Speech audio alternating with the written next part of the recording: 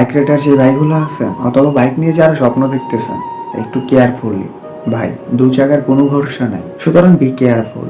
Life is not a game.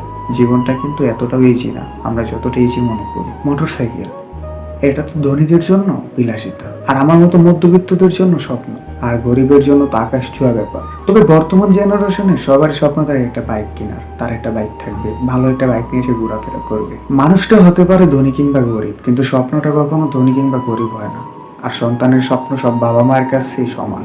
আমি এমনও বাবা মাকে দেখেছি যারা তাদের জীবনের সর্বস্ব দিয়ে তাদের সন্তানের স্বপ্ন পূরণের জন্য একটি বাইক কিনে দিয়েছেন, সারা জীবনের রোজগার সেখানে বিসর্জন দিয়েছেন। বিশেষ করে আমরা ছেলেরা একটা বাইক কেনার জন্য অনেক বাহানা করি, অনেক বায়না ধরি, অনেক কান্নাকাটি করি।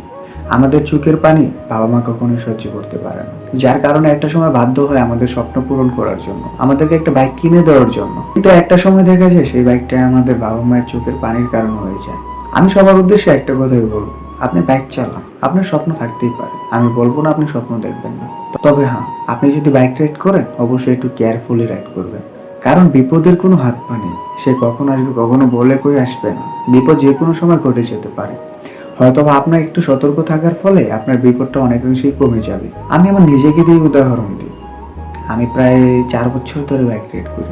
আমি সবসময় চেষ্টা করতাম আমার নিজের কন্ট্রোলে রেখে বাইক রাইড করার, এবং আমি সেটা করে আসতেছিলাম। আমি কখনো দুর্ঘটনার মুখোমুখি হইনি, তবে রিসেন্টলি কিছুদিন আগে হয়তো অনেকে জানে আমি বাইক দুর্ঘটনায় মোটামুটি অনেকটাই আহত হয়েছিলাম। তবে সেখানে আমার কোনো ফল্ট ছিল না, আমার কোনো ভুল ছিল না সেখানে। আমি বরাবরের মতো আমি কেয়ারফুলি বাইক রাইড করতেছিলাম। বাইকের গতি সর্বোচ্চ 35 থেকে 40 হবে। এই গতি নিয়ন্ত্রণ করা যে কারোর জন্য একদম সহজ ব্যাপার। তবে হ্যাঁ, আমি কখনো চিন্তাও করিনি এই একটু গতি নিয়ে আমাকে অ্যাক্সিডেন্ট বা দুর্ঘটনার মুখোমুখি হতে হবে। আমি সিম্পলি বাইক রাইড করতেছিলাম, হঠাৎ করে রাস্তার মধ্যে একটি শিয়াল আমার চাকার মধ্যে চলে আসে। অ্যান্ড সেটার সাথে বাড়ি খাওয়ার পরে আমি সেখানে পড়ে যাই, মোটামুটি অনেকটাই আহত হই। আমি এটার জন্য একদমই প্রস্তুত ছিলাম না বা কখনো চিন্তাও করিনি এরকম কিছু হবে। যদি ওই দিন আমার সেখানে বাইকটা 80 বা 90 স্পিডে থাকতো তাহলে হয়তো বা সেখানে অনাকাঙ্ক্ষিত কিছু ঘটে যেতে পারতো।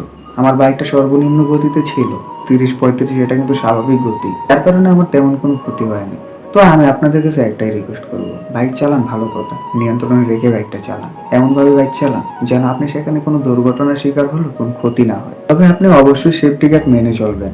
আপনি হেলমেট নিয়ে বাইক রাইড করুন। আপনি